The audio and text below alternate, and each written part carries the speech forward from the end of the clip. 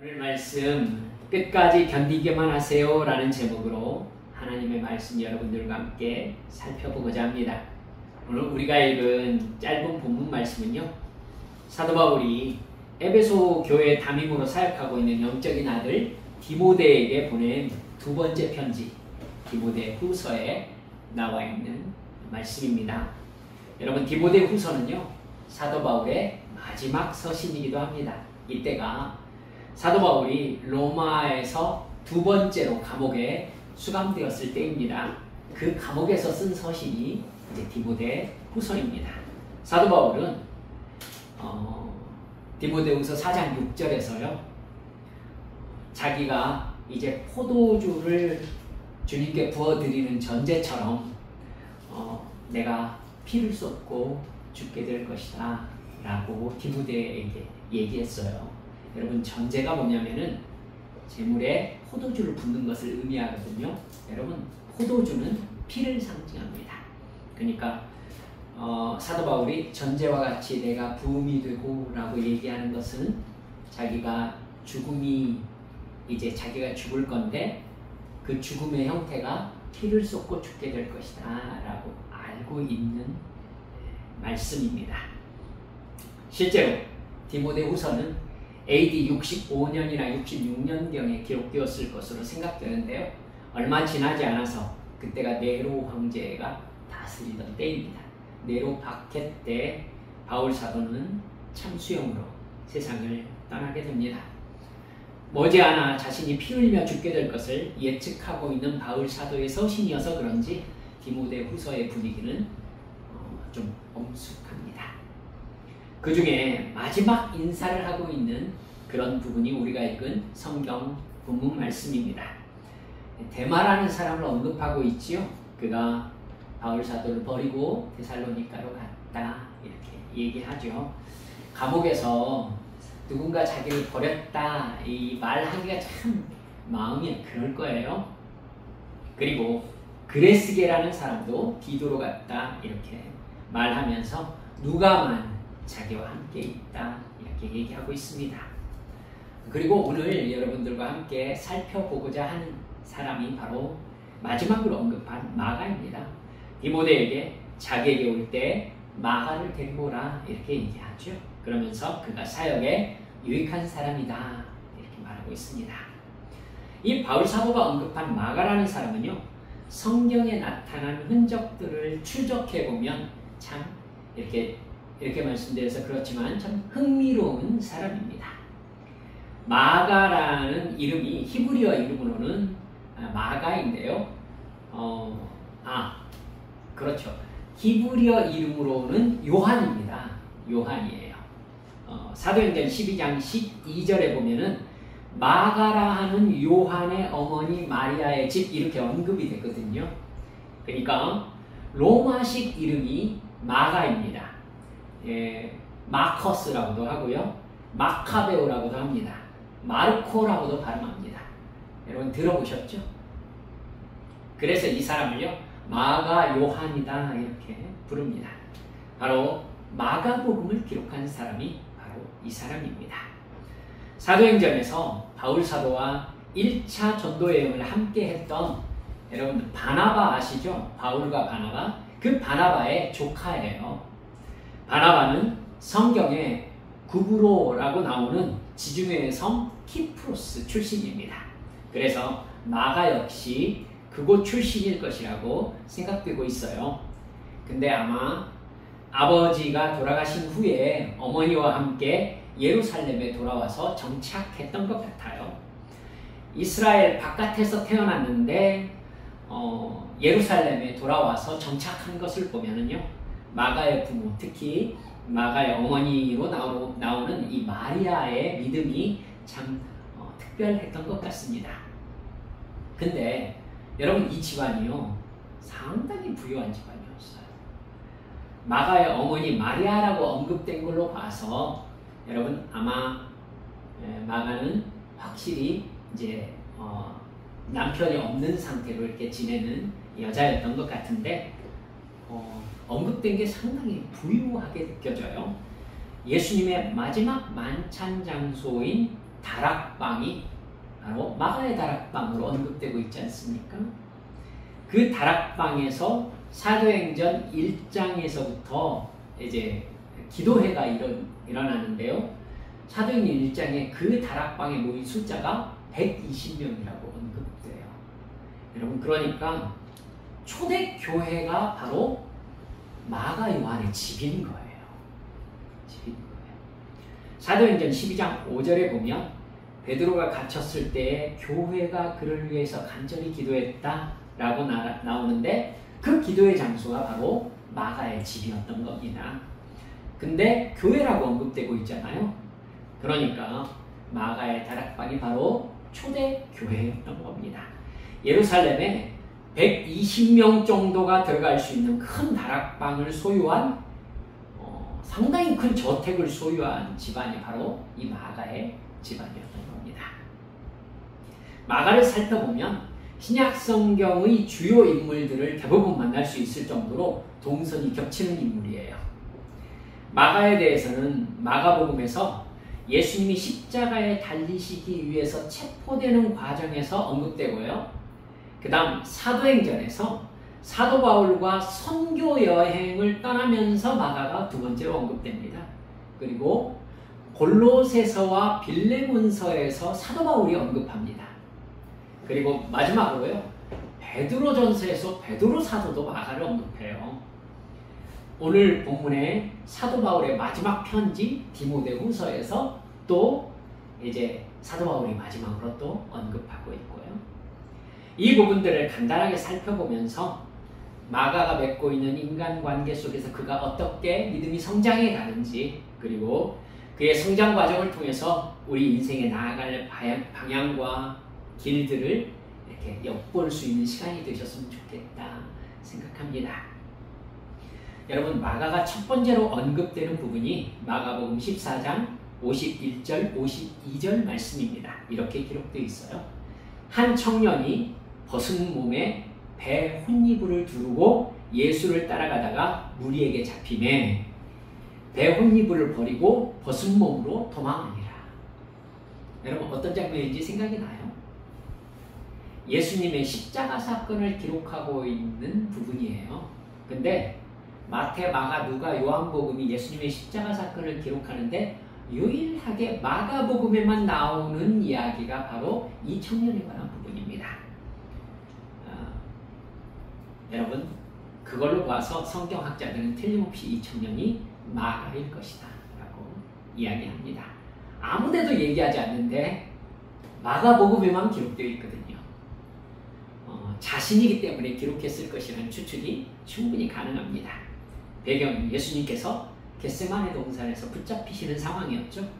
근데 왜 배에 혼이불을 두르고 예수님을 따라가는 청년 마가가 나오는 것일까요? 아마 예수님과 제자들은 마지막 만찬 후에 감람산으로 가셨는데 그때 마가는 자고 있었을 것이다 싶습니다. 제자들과 예수님이 다 일어나가지고 그냥 확 나가시는 바람에 자기는 옷을 챙겨 입을 시간이 없으니까 그냥 혼이불을 두르고 예수님과 제자들을 따라 나가는 겁니다. 혼이불이라고 했지만은요, 우리가 덮는 그 이불을 두르고 간 게 아니에요. 여러분, 그 혼이불을 성경에서 다른 데서는 뭐라고 번역하고 있냐면은 세마포 이렇게 언급하고 있습니다. 그러니까 그걸 두르고 나가도 밖에서 크게 민망한 복장이 아니었던 거예요. 그리고 이 세마포는요, 당시에 상당히 고가였습니다. 일반 서민들이 그것을 이불로 쓰기는 어려웠다고 해요. 그러니까 마가는 금수저였던 것이죠. 그의 어머니 마리아는 일찍 복음을 받아들였고 예수님과 제자들을 재정적으로 잘 지원했던 사람이라고 충분히 추측할 수 있습니다. 예수님은요, 이미 그것을 알고 계셨을 것이다 라고 생각될 수 있는 여지가 성경에 딱 나타나 있습니다. 여러분, 제자들이 유월절을 어디서 준비할까 예수님께 여쭤봤잖아요. 그렇죠? 그때 예수님이요, 마가복음 14장 14절에서 이렇게 말씀하세요. 예루살렘 성내로 들어가면 물 한 동이를 가지고 가는 사람을 만날 것인데 그를 따라가서 집주인이 누구예요? 마리아였던 거예요. 마가의 엄마입니다. 집주인에게 선생님께서 제자들과 함께 유월절 음식을 먹을 나의 객실이 어디입니까? 라고 물어봐서 준비해라. 그러니까 예수님은 초대교회가 바로 그곳이 될 것임을 이미 알고 계셨던 것이죠. 그 집이 마가의 집인 거예요. 예수님은 초대교회가 될 마가의 집 다락방과 예수님을 믿고 그 집을 하나님께 바칠 마리아의 마음을 이미 알고 있었던 것이죠. 그렇게 마리아의 아들 마가도 예수님을 믿게 되어서 겟세마네 동산까지 따라갔던 상황이었던 거예요. 그러나 예수님을 체포하기 위해서 그곳으로 들이닥친 가룟 유다와 제사장들이 보낸 사람들을 보고 제자들과 함께 도망을 간 겁니다. 그때 배 혼이불을 이렇게 싹 두르고 있으니까 잡기가 좋잖아요. 딱 잡혔어요. 근데 그게 또 괜찮은 게 그냥 두르고 왔잖아요. 그래서 목을 빙 둘려서 벗은 몸으로 그냥 도망을 갔던 겁니다.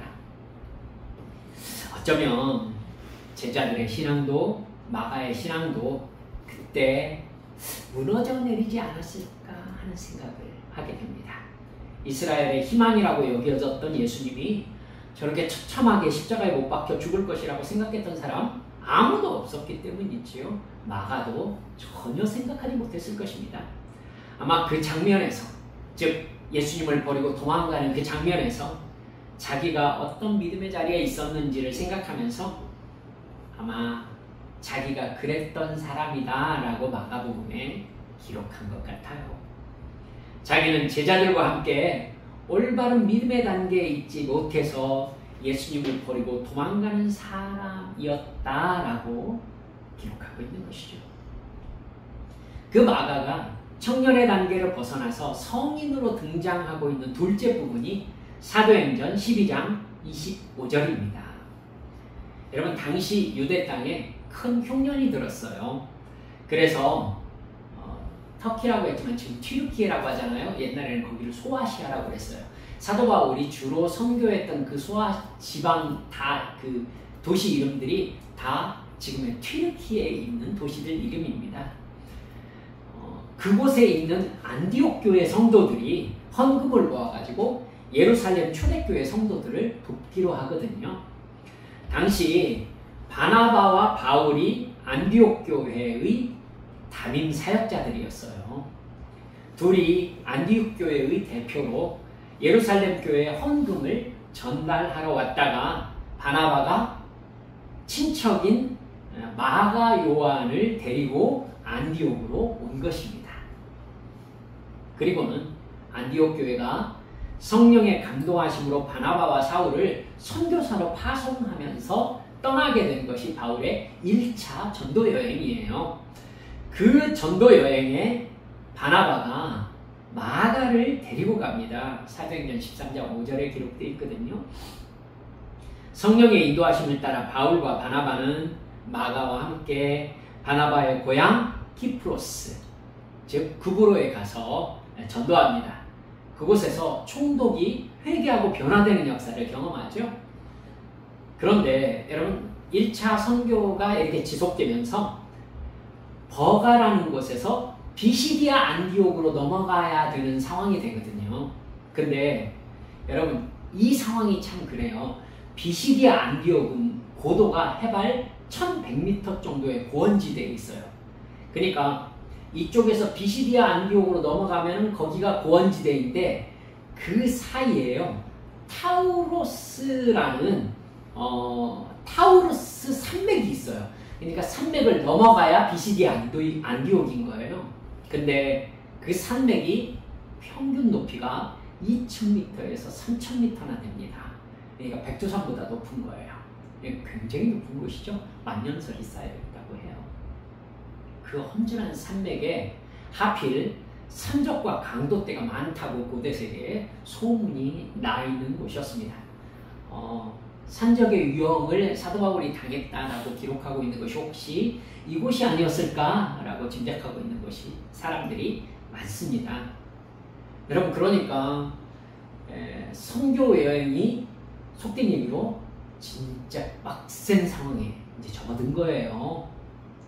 여기에서 마가가요, 선교단에서 빠져서 예루살렘으로 돌아갑니다. 그러니까 비시디 안디옥으로 넘어가지 않고 타우로스 산맥을 넘어가지 않고 예루살렘으로 돌아가는 거예요. 사도행전 13장 13절을 보면은 요한은 그들에게서 떠나 예루살렘으로 돌아가고 이렇게 나옵니다. 마가 요한입니다. 아마 부유한 집 금수저로 태어나서 고생하지 않고 자라난 마가에게 선교 여행에서 경험하는 상황들이 많이 겁나고 힘든 여정이었던 것 같아요. 사명을 지켜낼 만한 믿음을 마가가 소유하지 못하고 있었던 거죠. 어머니 마리아도 돌아온 마가를 보면서 안타깝지 않았을까 싶습니다. 마가는 결국 2번씩이나 예수님을 전하는 사명을 두려움 때문에 포기하게 되었던 것입니다. 아마 마가가 이 부분에 대해서 상당히 큰 마음의 자책을 품게 되지 않았을까요? 맨 처음에 예수님을 따라간다고 따라 나섰다가 혼입을만 놔두고 자기는 도망가는 상황으로 예수님을 버린 사람이라는 자기의 마음의 짐이 있었을 텐데, 사도 바울을 따라가지고 선교여행을 호기롭게 따라 나섰다가 중간에 포기하고 또 예루살렘으로 돌아오면서 자기 마음속에 참 내가 이 정도구나 라는 생각을 또 하게 되지 않았을까 라는 생각이 듭니다. 여러분, 그렇게 헤어진 사도 바울과 바나바는요, 1차 전도 여행을 마치고 안디옥으로 돌아옵니다. 그리고 이 사도 바울과 바나바가요, 예루살렘으로 갈 일이 한 번 더 생겨요. 뭐냐면 그때 당시에 이제 여러분 이스라엘 바깥에 교회가 생겼잖아요. 교회가 생겼으면 이 사람들은, 그 교회에 출석하는 사람들이 이방인들이잖아요. 그러면 이 이스라엘 바깥에서 복음을 믿는 사람들이 율법에서 명한 절기와, 여러분 유월절, 오순절, 초막절, 이런 절기들, 그리고 율법에서 명한 율법들을 다 지키면서 살아야 되느냐라는 문제가 생긴 거예요. 그도 그럴 것이지, 예루살렘 교회, 즉 이스라엘 땅에서 태어난 유대인들이 교회들을 순례하는 사람들이 생긴 거예요. 튀르키예 지방으로 가가지고는 이방인들을 만나서 대화를 하는 중에 그 사람들은 구약을 모르잖아요. 그러니까 서로 대화를 하다가 너희들이 예수를 믿어도 율법을 지키면서 믿어야 될 거 아니냐라는 얘기를 하는 거예요. 사도 바울과 바나바는 그렇게 가르치지 않았는데, 그러면서 이 부분에 대해서 사람들 사이에서 논쟁이 벌어진 거죠. 그러니까 아무래도 이거 예루살렘 초대교회, 그러니까 본교회잖아요. 이 교회에서 이 부분에 대해서 입장을 확실하게 정리해서 이방교회에 얘기해 줄 필요가 있겠습니다 라는 이 종교회의, 즉 1차 종교회의라고 하거든요. 이 부분의 회의를 위해서 바나바와 바울이 예루살렘으로 다시 돌아옵니다. 그래서 바나바는 예루살렘에서 다시 마가를 만나게 되었던 것이죠. 그 후에 바나바와 바울이 2차 전도여행을 계획하고 떠나가는데, 바나바가 2차 전도여행 때 친척이니까 그랬겠죠. 마가를 데리고 가자고 해요. 그때 여러분 사도 바울 성격 좀 아시죠? 1차 전도여행에서 중간에 포기하고 돌아간 사람을 다시 데리고 가는 거 옳지 않다. 이건 우리 전도팀 내부에서 이런 원칙이 정해지면 안 되겠다라고 해가지고 바울과 바나바가 의견이 부딪혀가지고 서로 싸웁니다. 심하게 다퉜다고 성경에 나오는 거 보니까 막 소리 지르면서 싸웠던 것 같아요. 아마 바울 사도는 바나바가 마가가 친척이라고 너무 품기만 하는 것이 못마땅했던 것 같아요. 결국 바나바와 사울이 헤어집니다. 그때. 그래서 사도 바울이 그랬겠죠. 우리 헤어지자. 너는 너대로 가라. 나는 나대로 가마. 그러니까 자기는 도저히 마가를 못 데리고 가겠다 이거죠. 그래서 바나바는 마가와 함께 다시 키프로스 섬, 구브로 섬으로 갑니다. 그리고 바울은 그때 바울과 동행하게 되었던 실라와 함께 방향을 바꿔서 서로 갈라집니다. 그 후에 여러분 마가가 어떻게 선교단에서 활동했는지는 성경에 기록되어 있지 않습니다. 근데 세 번째로 마가의 이름이 갑자기 골로새서 4장 10절에 나와요. 골로새서 4장 10절에 바울 사도가 로마에 1차 투옥되어 있는 상황이거든요. 그때 쓴 편지가 골로새서인데 자기와 함께 마가가 갇혀있다고 나와요. 감옥에 갇혀있어요. 나와 함께 갇힌 아리스다고와 바나바의 생질 마가와 이 마가에 대하여 너희가 명을 받았음에 그가 이르거든 영접하라 이렇게 써놨습니다. 어떻게 마가가 바울과 함께 로마 감옥에 함께 투옥되어 있는지는 알 수 없어요. 하지만 마가는 어느 순간 바울 사도와 함께 복음 전도 사역을 함께 하면서 로마 감옥에 함께 들어갈 만큼 담대한 믿음을 얻게 된 사람으로 나타나고 있는 겁니다. 아마 바울 사도는 마가와 함께 1차 투옥이었다고 말씀드렸잖아요. 아마 감옥에서 나가게 될 것임을 알고 있었던 것 같아요. 그래서 마가를 골로새 교회로 보낼 테니까 마가가 그곳으로 가거든 영접해 주어라 이렇게 편지를 써버리고 있는 것이죠. 바울 사도가 골로새 교회로 마가를 보낼 만큼 듬직한 선교 동역자로 자라나 있었던 거지요. 바울 사도는 우리가 읽은 본문 디모데후서 4장 10절 11절에서 마가의 이름을 한 번 더 언급합니다. 이때가 바울 사도가 두 번째로 로마 감옥에 투옥된 상황이었어요. 바울 사도가 사역과 인생의 마지막을 바라보고 있었던 때입니다. 디모데에게 속히 로마 감옥으로 나를 보러 오너라, 영적인 아들이잖아요. 나를 보러 오너라 라고 말하면서 올 때에 마가를 데리고 와라. 자기와 지금 함께 있지 않은 거죠. 데리고 오라고 하는 거예요. 그가 나의 일에 유익하대요. 그렇게 큰 소리로 싸우고 헤어져 놓고 이제 그가 나에게 유익하다라고 얘기하고 있어요. 처음에 선교팀을 이탈한 마가를 배신자 대하듯 했던 사도 바울이 자기와 함께 투옥된 마가를 언급하고 자기 일에 유익하다고 언급하면서 데리고 와달라고 말할 만큼 마가는 이제 선교사에게 아주 중요한 사역을 감당하고 있었던 겁니다. 그리고 아마 그 후로요 마가는 베드로 사도와 동역했던 것 같아요. 예, 마가의 이름이 네 번째로 언급되는 부분이 바로 베드로전서 5장 13절입니다. 택하심을 함께 받은 바벨론에 있는 교회가, 여러분 여기서 바벨론은 로마를 말합니다. 택하심을 함께 받은 바벨론에 있는 교회가 너희에게 문안하고 내 아들 마가도 그리하느니라 이렇게 기록되어 있습니다. 여러분 베드로가 베드로전서를 썼던 곳이 로마라고 생각되고 있거든요. 그 로마에서 아마 마가가 베드로와 만나서 베드로의 복음 전파 사역을 도왔던 것 같아요. 히브리어만 알고 있잖아요, 베드로가. 예, 갈릴리 출신이잖아요. 근데 여러분 마가는 키프로스 출신이잖아요. 이방 지역 출신입니다. 그러니까 헬라어에 익숙한 사람인 거죠. 그러니까 베드로에게 있어서 이방 지역에서 태어난 마가는 아주 좋은 통역자였을 것이다 이렇게 생각됩니다.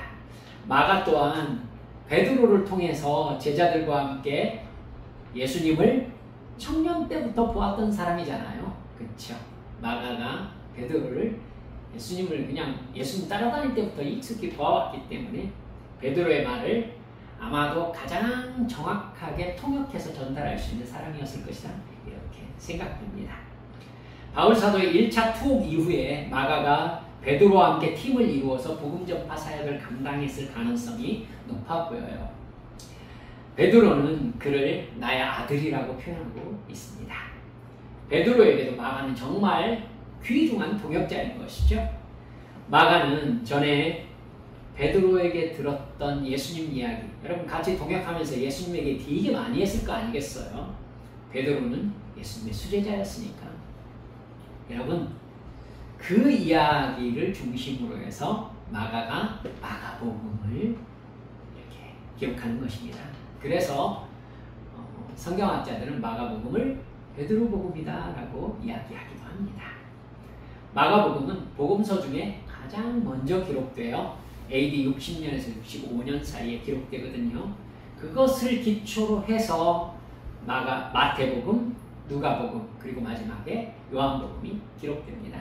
모두 다 마가복음을 읽은 마태가 기록했고 마가복음을 읽은 누가가 기록합니다. 그러니까 마가복음은 굉장히 중요한 초대교회의 복음서 기록의 원전이 되어주었던 것이죠.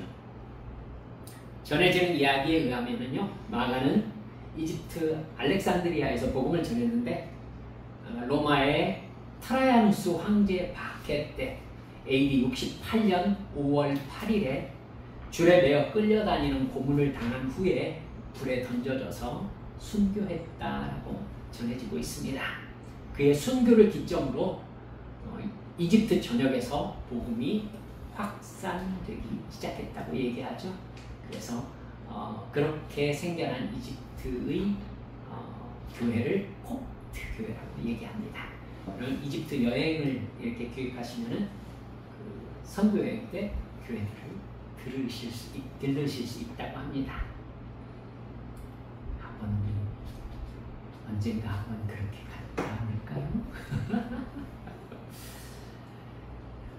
마가의 일생을 보면요, 믿음이 미숙해서 실수하고 잘못하고 떨어져 나가고 육체의 연약함 때문에 포기하는 연약한 모습이 확연하게 보이죠. 너무나 겁이 나서 예수님을 버리고 떠났고 또 복음을 전하는 일이 이렇게 힘들 줄 몰랐다면서 바울 사도와 바나바를 놓고 예루살렘으로 돌아갔었던 사람입니다. 네, 그의 마음 또한 상당히 괴롭지 않았을까 생각됩니다. 자책감이 얼마나 들었을까요? 네, 제가 그랬다면 그 기억이 자기의 흑역사로 남아있지 않았을까 싶습니다. 나는 이 정도밖에 되지 않는구나, 자괴감 들었겠지요.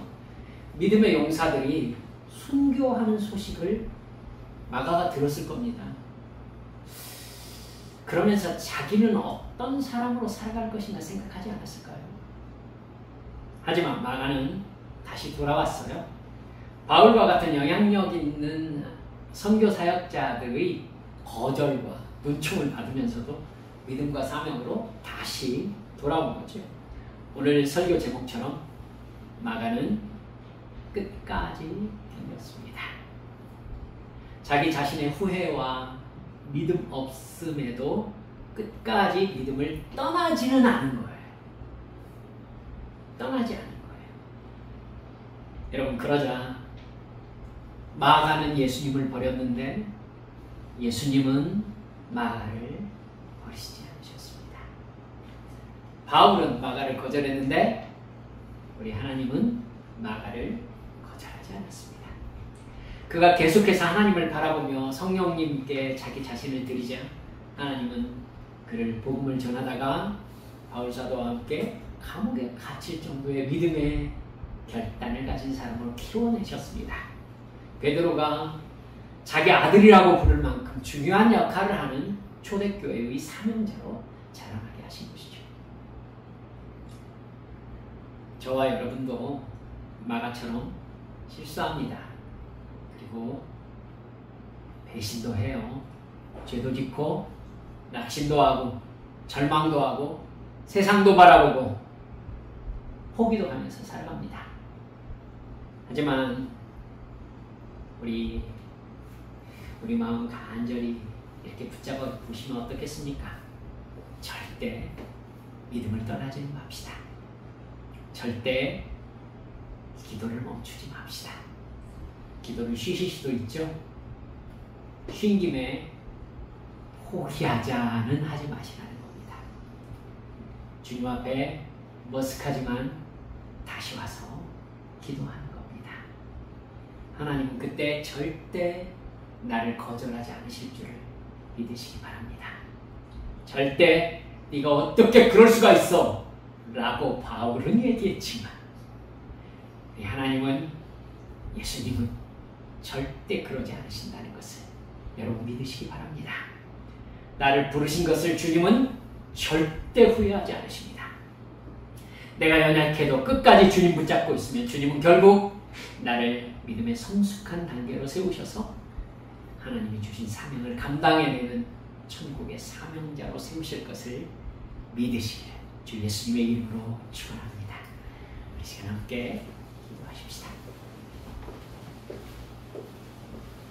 여러분, 저도 여러분도 우리 주님 앞에서 떳떳하게 자기 자신을 내세울 만한 믿음의 업적을 쌓은 사람들이 아닙니다. 하지만 오늘 우리 다시 결단하잖아요. 주님, 이렇게 형편없고 때로는 내가 이게 뭔가 싶을 정도로 나 자신이 싫을 때도 있는데